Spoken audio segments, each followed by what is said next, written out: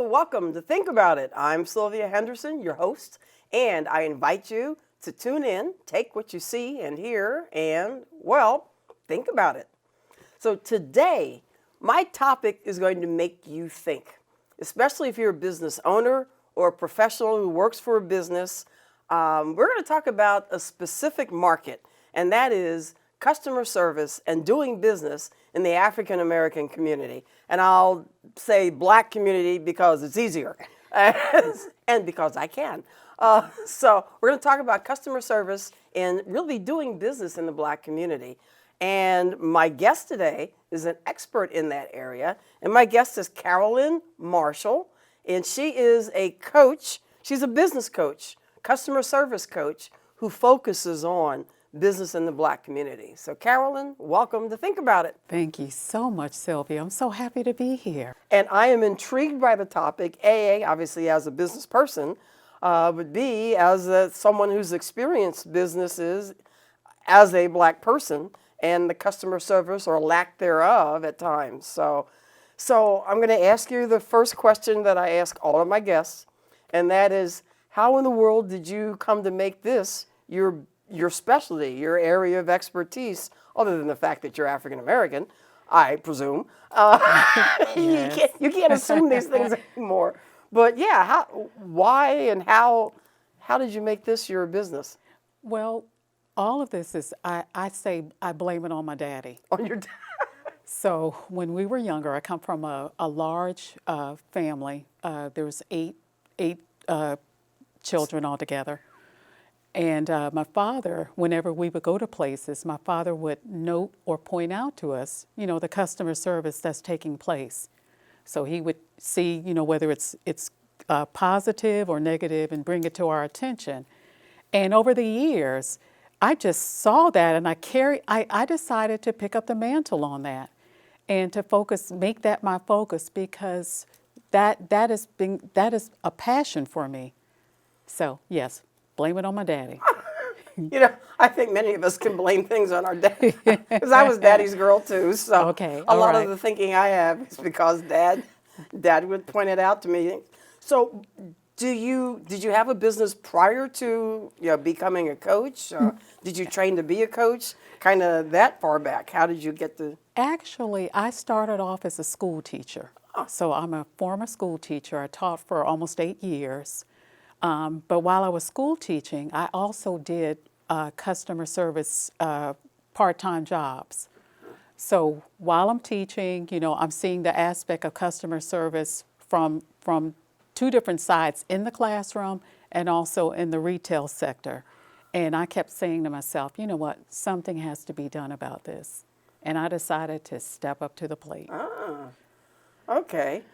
And so I'm going to ask you some questions throughout the conversation that, frankly, as I had conversations with my friends who are in business and some who aren't, and they were both non-African American as well as African American friends. And so they've got some questions. Okay. So what customer service in the Black community, wouldn't that be the same as customer service in any community? Actually, partly yes, but partly no. And let me explain. Within the Black community, there has been over the years a disparity within the economic system of the Black community as opposed to other people groups. But also along the lines of that has been the customer service aspect as well. So the customer service has been on a low level compared to other people groups or other communities where it's experienced on a higher level. So there are similarities, but there's also a major difference. There's a major difference. And I've noted that throughout any area that I go within the predominantly Black community, it still runs the same. It's still the same disparity, same differences, and I want to help fix that. So for somebody who has not experienced that, what kind of disparities? Meaning, if you're talking about the low morale within the employees that you come in the stores. You're talking about the lack of urgency when it comes to handling your particular needs as a customer. Okay. When you're talking about the attitudes that you may see that's more prevalent within the predominantly Black community than I've experienced elsewhere. So those are some of the areas that I've noticed and observed, and other people have mentioned that as well within the African American community. So when you're coaching, are you coaching the business owner who's not Black on how to do business in the Black community, or are you coaching Black business owners how to do better? Doing both. Because there is, I believe that within other non-Black communities, there is a certain perception of the Black consumer. Okay, so for example, and I'm using a name here.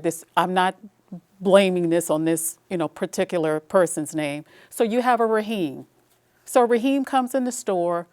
Raheem is from a low income neighborhood. Okay. He comes in, he's dressed, casual, he's he's at an establishment to purchase an item.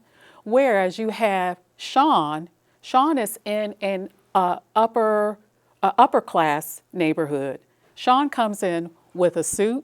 Sean is there to buy a product just like Raheem is, but there seems to be the similar treatment of Sean compared to Raheem. And I want to educate the non-Black business owners that there are 3 different classes within the Black consumer of the purchases that we make, but we tend to lump everyone in the same category. So if you're going into an upper class neighborhood where there is, for example, a CVS, there tends to be sometimes the treatment, they tend to mistreat the Shawns just like they treat the Raheems of the neighborhood. And I want to get rid of that. I want to eradicate that and be able to say the treatment that Raheem gets in his neighborhood will be the same treatment that Sean gets in his neighborhood. I want to get rid of those lines. You're dealing with perceptions, which I would think go deeper than just kind of regular customer service. I mean, we when I have my conversations with friends, mixed friends over the years, when I hear, "Oh, I don't see color," or "Oh, I don't see you the same way," I go, I don't believe that completely, because we all see something. We all have preconceived notions. It may not be about race. It may be gender. It may be a religious affiliation or something. But I believe that we all have preconceived notions, because just ask any high schooler who comes into a new school, man, right away, somebody has judged what that kid is, who that kid is. So the preconceived notion, the perceptions that you're dealing with are deeper. How do you break them down, or do you break them down? Well, you first have to educate by going through the demographics. Okay. So educating the non-Black business owners, okay, these are the demographics within the Black community, and letting them know you have the educated sector, you have the non-educated sector, but you have to be able to look at the customer as a customer without, showing bias on the education, showing bias on the appearance, showing bias on the language that's being used. I want to help get rid of those barriers that we tend to face. And I'm saying in particular within the Black community, not only from non-Black business owners, but also from Black business owners. So serving within our own community, we have those barriers that I'm trying to get rid of. So we can see the customer just as that, a customer, a paying customer. We're going to give them the same level of respect Just like we gave Sean, we're going to give Raheem the same level of respect and dignity that all of them deserve. Is it just the Black community that feels this and receives this difference in service, or could it be the Spanish-speaking community, the Asian community? I may not be using the right politically correct terms but could it be any ethnic community? It can be any ethnic community, but overall, the Black community has been disproportionately lower with regard to wealth. So with that, with the lower proportion of wealth, there tends to be a lower, how would I say, treatment. It's a different treatment. A different treatment, whereas we shouldn't have to do that. So I want to help eliminate those barriers that we have. I would say even within the Black community, we have erected those barriers, and also non-Blacks. Right. You know, we have allowed those barriers to remain, and we're thinking that it can't be changed. But I'm here to tell you, I'm here for the change. I'm the change agent. Be the change. Be the change. Yes. You alluded to this. I'll dig a little bit deeper. Okay. The Black community. So I encounter this, and I challenge people on this myself, because when I'm in a group and the group is looking for more diversity, you know, I get asked, why can't we bring more people of color into our organization? And I look and I go, I don't represent the entire race, or the entire community. I represent me, right, or some aspect of that community. So the question to you, what is the Black community? Because we've got the highest income community in almost the United States. Yes. In one area of our DMV area, and we have some of the lowest socioeconomic communities. So how can I be thinking as a business about doing business in the Black community? I would say where you predominantly Blacks live and reside and work. So if you're talking about, for example, in this area, so we have parts of, within Maryland, parts of, a significant part of Prince George's County. You have parts of Montgomery County. You have parts of Virginia. Yep. That there is a large segment of the Black population, even within the quadrants of D.C. You have there are higher concentration of Blacks in certain quadrants, yep, of the area. And then with that, you have also the educated, the ones with PhDs, master degrees. CEOs of companies. CEOs, yep, of companies. And then you have the blue-collar worker. Yep. So you have the blue-collar worker, the white-collar worker, and we have all of them meshed within certain communities of well, and yep, I'm saying from the D.C., Maryland, Virginia area, you have them in various pockets, yep, of the area. Yep. So that's what I'm referring to. Okay. Yes. Okay. So we're going to come to a break. Okay. When we come back, I want to explore how to, explore some suggestions that you give businesses, because I'm imagining if a business isn't addressing the needs of and responding in customer service to a specific community, they're leaving money on the table. Yes, absolutely. Okay. Absolutely. So that sounds like a reason for everyone to stay listening, because you don't want to leave money on the table. And there is money regardless of your perceptions. So with that, we'll be right back. I'm only 17, but I know about investing. Believe in something, buy shares in it, watch it grow. So what if you could invest in the future? The future of kids, like a stock. Not the kind of stock that's about making money, but a stock for social change. A whole new kind of investment called Better Futures. When you invest, it helps kids go to college. I could be one of the first college graduates from my family, the first philanthropist from my neighborhood. And if I'm the first, then maybe there's a second and a third. Believe in us, invest in us, watch us grow. My name is Sydney, and I'm your dividend.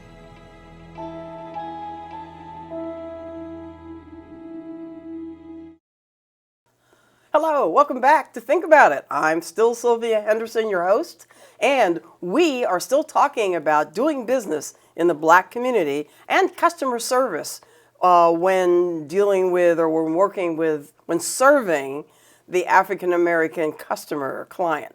And Karolyn Marshall is still my guest, so let's keep the conversation going. I kind of promised right before the break that we'd give some tips. I want to ask a couple other questions before we get into the tips. So one of the things that I'm imagining is we're talking about customer service in the Black community. And I'd asked you, isn't this the same as any community? And you already answered that earlier, so watch the earlier part of the episode. Couldn't we think of this as sort of reverse racism, though, in terms of focusing on customer service in the Black community? Well, let me say that, Sylvie, that's a great question, by the way. Let me say that the reason why I'm focusing solely with the Black community is because nobody else is doing it. Nobody else is doing it. And out of the customer service coaches that I know of, there is no one focusing on the Black community in particular, and that's where we have a lot of issues going on. So, yeah, that is the reason. That is the main reason why I'm doing this. Okay. It's because nobody else is doing it. So where do you think the whole issue of a different level of service in the Black community comes from? I mean, is there a historic? I believe, and no one, I don't know of anyone that's ever touched base on this, but I believe it's due during the slavery times. And let me say it this way, it may be a controversial statement. Slavery was forced customer service. Okay, that's deep. Explain.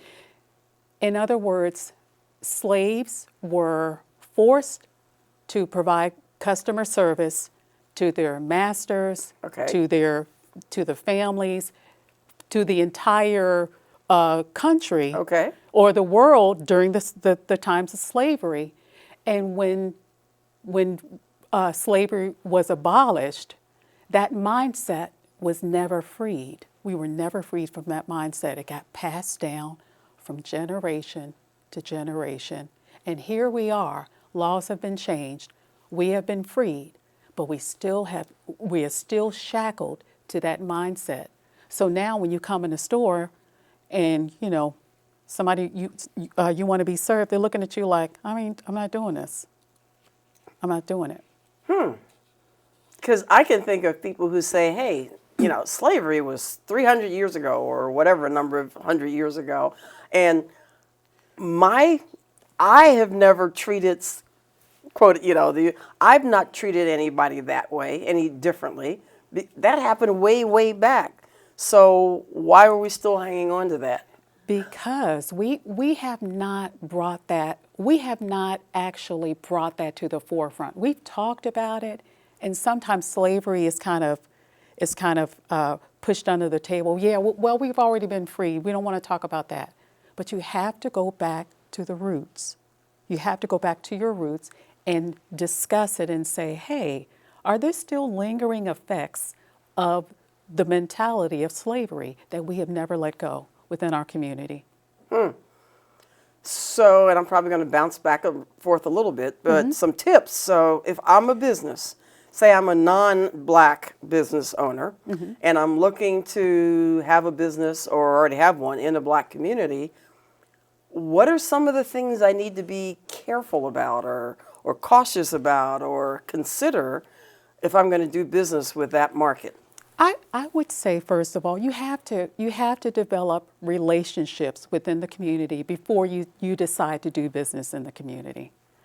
So I think what the disconnect is that you have non-Black business owners setting up shop in the Black community. The only type of transactions they have is between the product and the sale. That's it.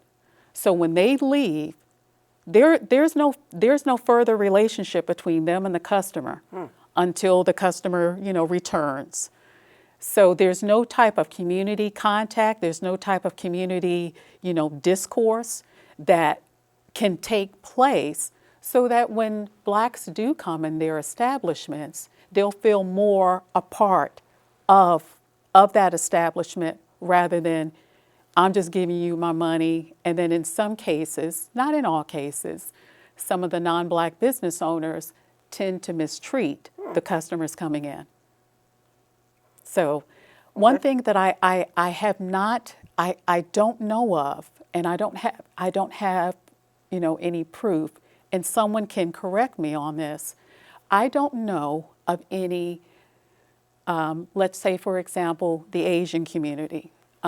We have plenty of establishments such as food establishments, nail, hair supplies, beauty supplies of that nature that is set up in the Black community. But I don't know of any Asian business owners that give back to the Black community other than Blacks coming in and purchasing the products.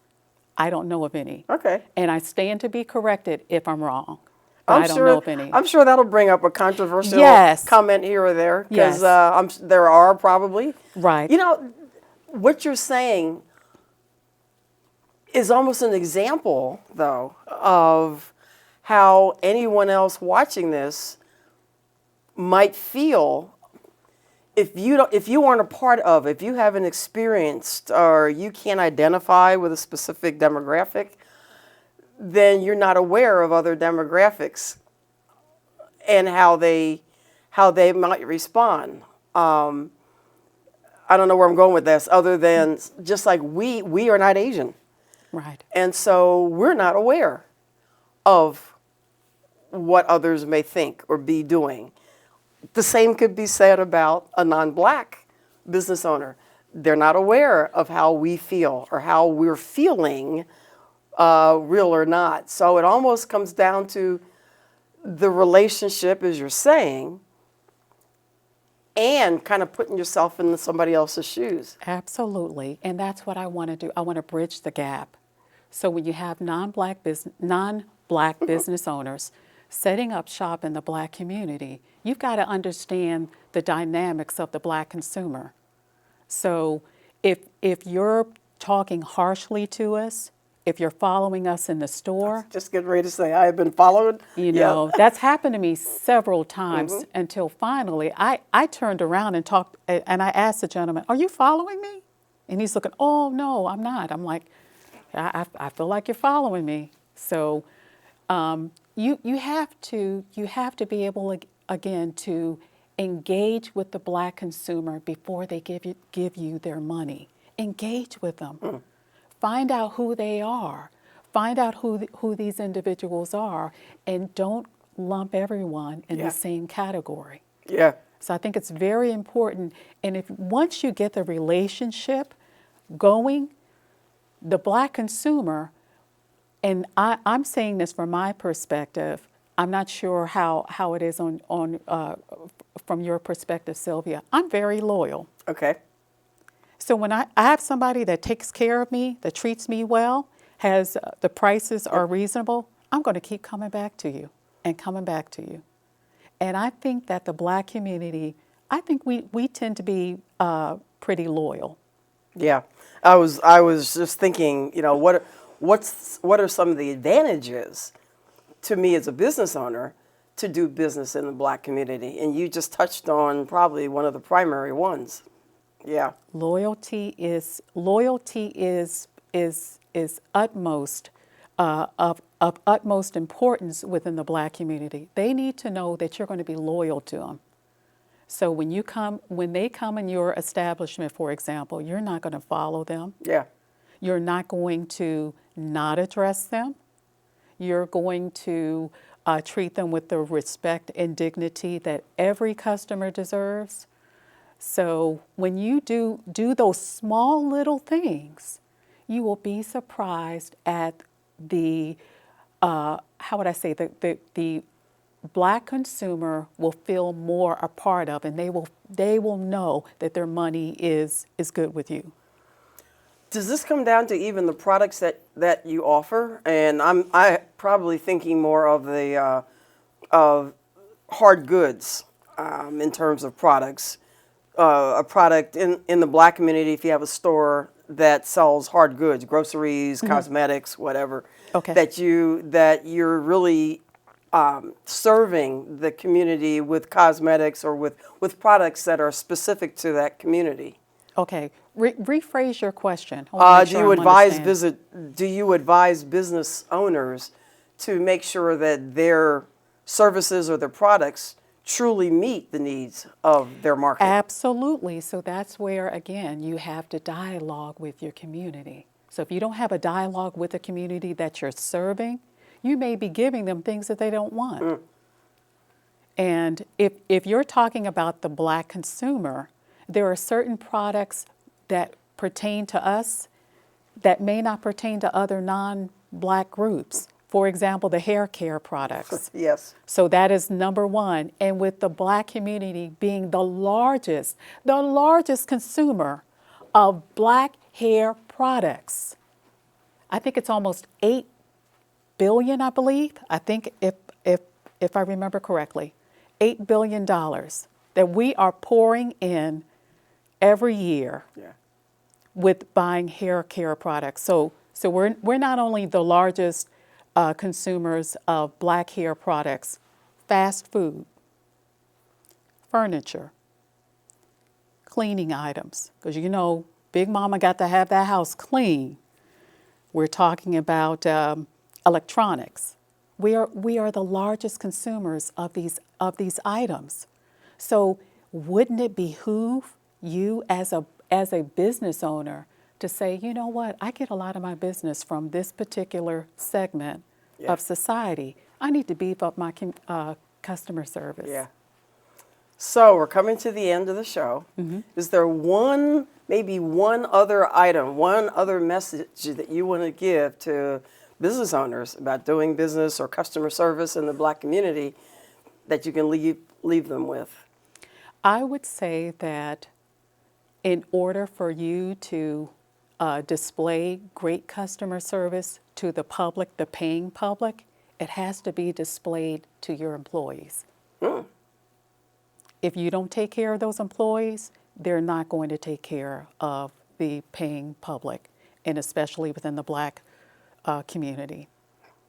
That's interesting because it's the employee who has that client one-to-one contact. Absolutely. Okay. Absolutely. You have a book. You've written about this. How do Yes. people learn more? Well, the name of the book is called, well, it's actually 2 books, 2 ebooks. Negro Please, Customer Service in the Black Community That's Gotta Stop, A Movement for a Change. And my second book is Customer Service S.W.A.G.G, A How-To Guide of Serving Our Own. If you go to Karolyn's Corner, Karolyn's Corner, CORNER,